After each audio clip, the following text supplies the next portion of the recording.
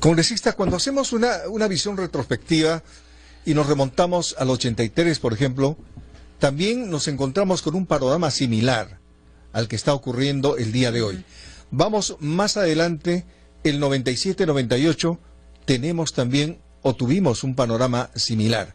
Es decir, cíclicamente esto vuelve a producirse. Sabemos que el calentamiento global está produciendo estos efectos.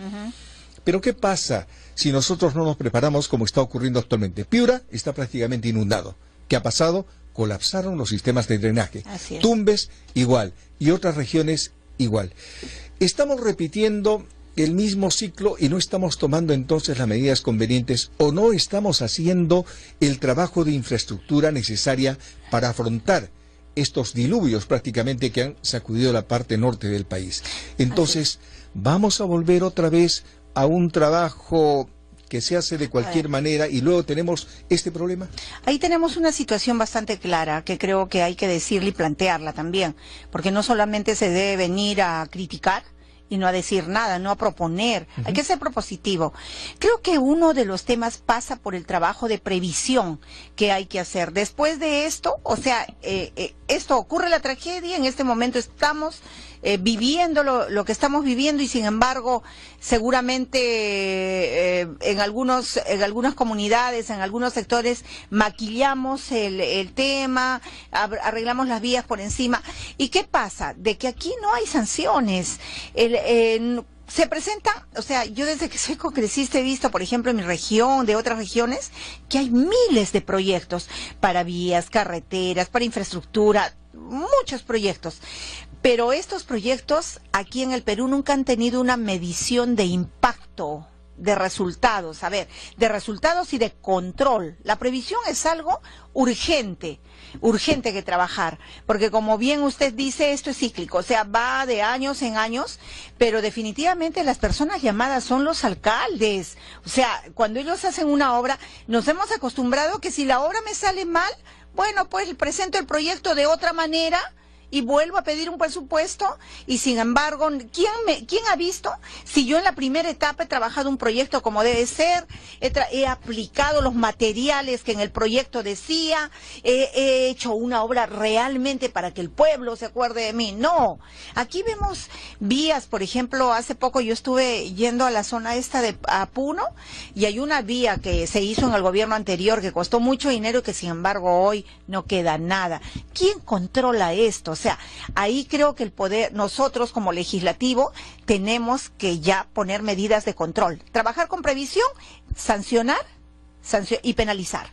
Creo que eso sería muy importante. Así el alcalde de la zona va a pensar 2 veces para ver si hace una obra por encima. Tiene que ser una obra a profundidad, como debe ser, y sobre todo, pues, una obra donde no deje dudas en el tema de la corrupción, alcaldes corruptos, autoridades corruptas. No, eso ya no tiene que pasar. Correcto.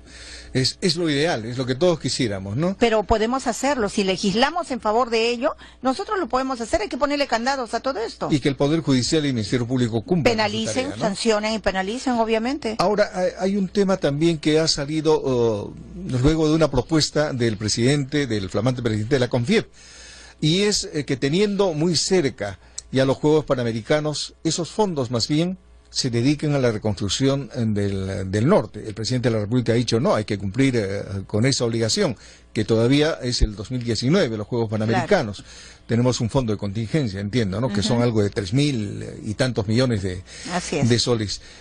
¿Cómo están viendo ustedes esta propuesta? Mire, en realidad, como bancada, el día de hoy vamos a tener una reunión, todos los martes tenemos una reunión, y yo creo que ahí tenemos agendado este tema, que, bueno, esta propuesta salió el día de ayer. Yo no tomo, en realidad, yo le veo siempre el fondo de la propuesta para ver, son alternativas. Yo creo que hay que verlo mejor. Entonces, después de la reunión estaremos en condiciones de emitir una opinión.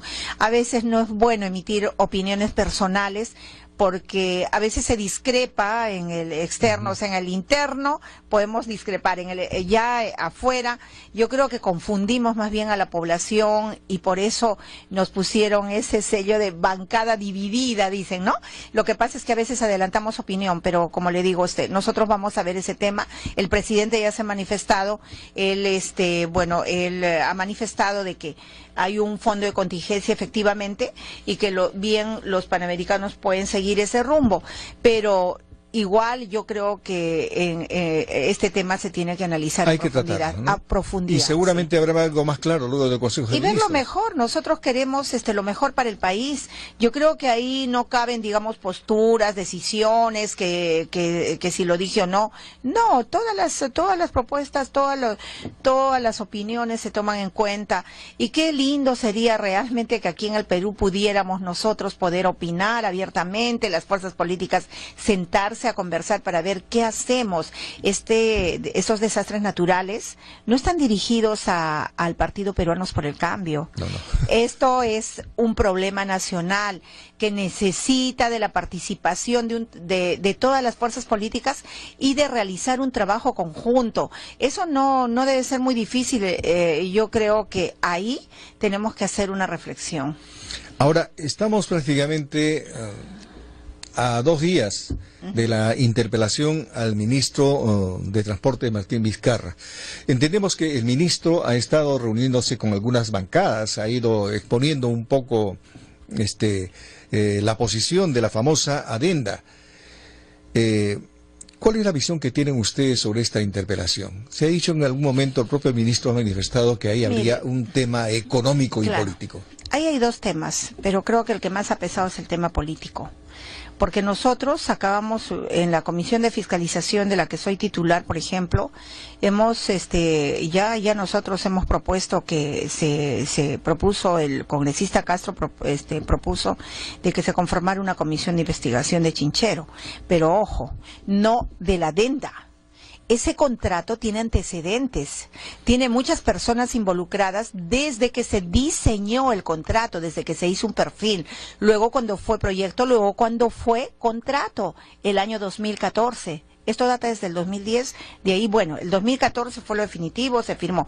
¿Quiénes intervinieron? ¿Dónde están estas personas, estos ministros, estos integrantes de la Comisión de Proinversión, las personas que hicieron este contrato? O sea, en la Comisión de Fiscalización nosotros sí estamos considerando la etapa inicial de cómo nace este contrato. Es importante ir a la raíz, ¿no es cierto? Es importante, pero el tema político, ¿qué dice? El tema político dice, no, tú tienes que ver, analizar, sancionar, tienes que echarle la culpa al ministro que ha hecho la adenda porque ha sido también lesiva. Entonces, creo que, bueno, el ministro en primer lugar tiene la gran oportunidad de poder. Nosotros nunca hemos estado en contra de la interpelación. Nuestra bancada siempre ha estado abierta porque la interpelación es un proceso de aclarar dudas, despejar interrogantes y darle la oportunidad al ministro para que él pueda aclarar su situación y dejar claramente establecido que no está metido en ningún tema de corrupción, que esto no es nada que pueda perjudicarlo a él a nivel personal porque él está apañando algo sucio. Entonces creo que esta es una buena oportunidad. Pero más allá de ello, si usted se fija, no sé si haya leído el interrogatorio, las preguntas que se han hecho. Mire, yo he leído algunas preguntas en las que incluso se le formula preguntas acerca de la gestión que hizo cuando estuvo de presidente regional para que aclare el tema del límite territorial con Puno. Luego, bueno, y así como varias de estas situaciones. Creo que a veces nos desubicamos. En verdad que si yo ayer tuve una ingrata experiencia, por ejemplo, en la Comisión de Comercio Exterior, a mi pedido solicitamos la presencia del ministro de Cultura para ver el tema cultural y ver cómo estaba trabajando con el Ministerio de Turismo, que ahí había como una descoordinación de repente, y ver, uno mira las cosas, yo las miro y las proyecto de acuerdo a lo que signifique la solución del problema. Pero sin embargo no se le permitió al viceministro exponer, porque el ministro, como se iba hoy día, tenía ayer que preparar, obviamente, su agenda, ver de qué manera se ayudaba. Habrán iglesias allá colapsadas, habrán casonas, habrá alguna, no sé, joyas arquitectónicas, qué Hay sé yo. casonas que han sido seriamente afectadas. Por el ministro de Agricultura tenía que preparar todo eso y no pudo asistir, mandó al viceministro y no se le dejó exponer. ¿Por qué? Porque citamos al ministro y tiene que venir él. Podría ser una segunda vez, pero en verdad yo veo estos gestos. Yo vengo por primera vez al Congreso, estamos casi 8 meses.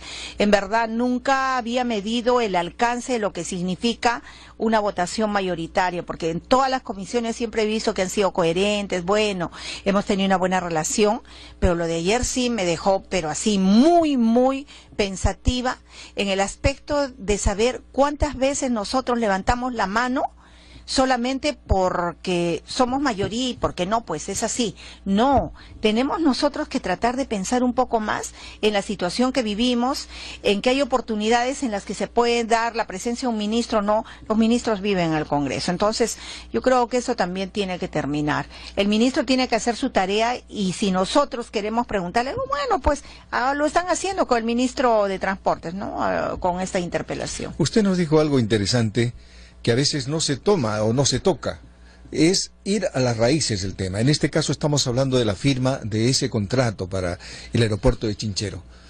Ustedes van a invitar a esas personas que diseñaron este contrato, las personas que firmaron ese contrato inicialmente, van a invitar, han identificado. En la comisión de fiscalización. Sí, correcto. Sí, claro, esta comisión recién va a tener la aprobación de constituirla porque hay que pedirla al Pleno, y una vez que tengamos, que se nos den las facultades correspondientes, nosotros podremos empezar también a probar, a diseñar, a ver quiénes vienen primero y que empiecen a dar sus testimonios, que empiecen a dar su información correspondiente, ¿no? Entonces creo que es algo muy... Nosotros sí, yo por lo menos pienso plantearlo de esa manera y sé también que el congresista Becerril, que es el presidente de la comisión, lo va a hacer así. Así ha sido en otras comisiones que se han instalado dentro de la misma comisión.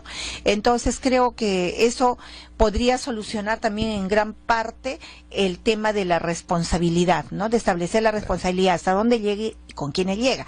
Hay ministros que, como decimos en el argot de simple, decimos, no, hay ministros que están pasando piola aquí, eso no está bien. Sí. Hay ministros que en realidad tuvieron una gestión de 2 años iniciales con el gobierno anterior y luego se borraron, se fueron y dijeron, bueno, acá ya no pasó nada. No, señor. Aquí tenemos nosotros que establecer quiénes son los verdaderos responsables en este contrato. Sí, efectivamente. Hay que ir a las raíces, que es lo que a veces no lo hacemos, sino lo que tenemos de momento. Y eso realmente hay que investigar a fondo, porque pasando las cosas así, se dieron estos casos de Odebrecht. Fueron avanzando en el tiempo que llegaron a involucrar a 3 gobiernos. Así es. Se está hablando de 3 administraciones que estarían involucradas. Es algo muy grave, ¿no? Ahora, hay un tema también, Ocitrán. Dice que, bueno, avalaron y después no avalaron. Eso ha salido ayer en la televisión, se ha estado hablando. Hoy día creo que es materia también central en muchos medios de comunicación. Habría que ver también Ocitrán. ¿Cuál es la...? Cada día el tema del titular lo pone la persona que haya ido a la comisión de Lavallato el día anterior, ¿no? Entonces hay esta persona, por ejemplo, van y de repente nombran a un político y dicen, bueno, ahí, pero dan luces, ¿no? O sea, definitivamente nosotros no podemos ir contra las comisiones que funcionan en el Congreso. Allí, no, o sea, ahí se investiga de acuerdo a todos los interrogatorios que se hacen, se despejan dudas y se van quedando las personas que de repente sí están involucradas para luego emitir un buen informe a la Fiscalía y que ellos puedan proseguir con su trabajo. Aquí no hay un tema de interferencia, más bien yo creo que es un trabajo complementario, porque lo que no se hace en la Fiscalía sí se puede hacer en el Congreso, y yo creo que cuando nosotros decimos, pero no, es que sí es cierto, puede haber el derecho de reserva, que la Fiscalía puede guardar, cautelar, para no entorpecer la investigación, pero eso es cuestión simplemente de comunicación, de respeto y de diálogo, de ponerse de acuerdo y ver cómo nos ayudamos, ¿no? ¿Se fue el fantasma de la censura? En el caso de Martín Vizcarra. Yo de verdad que hasta hace 1 o 2 días pensaba que este no existía. Yo tenía definido de manera personal que, de acuerdo a lo que uno conversa en el Congreso y todo, esto nunca lo han planteado. En realidad, vale decirlo, nunca lo han planteado. Nunca lo he escuchado en los congresistas, ellos solo quieren aclarar el tema. Pero al paso de los días también ahora se escucha ya un rumor. Entonces, ojalá que no sea, porque esto no le hace ningún bien a la gobernabilidad del país. ¿Rumor de censura? Sí, se escuchan algunos rumores, no, pero de repente son esos solamente rumores. ¿Por qué? Porque aquí se está interpelando no solo al ministro de Transportes, es el primer vicepresidente de la República. Ya de hecho, el solo hecho de llevarlo allá lo debilita y nosotros no nos parece bien que en su condición de primer vicepresidente tenga que ir allá, pero bueno, eso al margen. Él aceptó ser ministro de Transportes y aquí está yendo como ministro de Transportes, eso también es claro. Nosotros no podemos oponernos a eso, nunca lo hemos hecho, lo vuelvo a reiterar, y confiamos en que el ministro Vizcarra va a salir bien de toda esta interpelación. Pero va a ser una sesión maratónica, son 82 preguntas, ¿no? Bueno, si quitamos las 50 que han hecho por temas que no tienen nada que ver, quedan 32, ¿no? Ojalá fuera ese el tema de fondo, sí. Y no se centre en temas en verdad, en el último pleno hemos solicitado que por favor se quiten las preguntas que en verdad no tienen nada que ver con el tema. La interpelación es, como yo bien claro lo he dicho, el caso Chinchero, la adenda y ya. Porque tampoco va a responder por un contrato que no ha hecho, ¿no? Sí, evidentemente. Bueno, nuestro agradecimiento a la presencia de la congresista Ana María Choquehuanca de Villanueva, integrante de la bancada parlamentaria Peruanos por el Cambio. Congresista, muchas gracias. Muchísimas gracias a ustedes, más bien, y para servirlos. Esperamos que todo esto pueda cambiar y sobre todo mostramos nuestra solidaridad con los hermanos del norte. Ahí tenemos hoy día nuestros ministros y confíen en que todo esto, si no se va a solucionar de manera total, pero sí va a llegar una solución de manera integral. Así es, eso esperamos todos. Amigos, hasta aquí esta plataforma de noticias, Radio Nacional TV Perú. Quedamos muy agradecidos por esta sintonía. Mañana, Dios mediante, estaremos en otro espacio similar. Gracias, muy buenos días.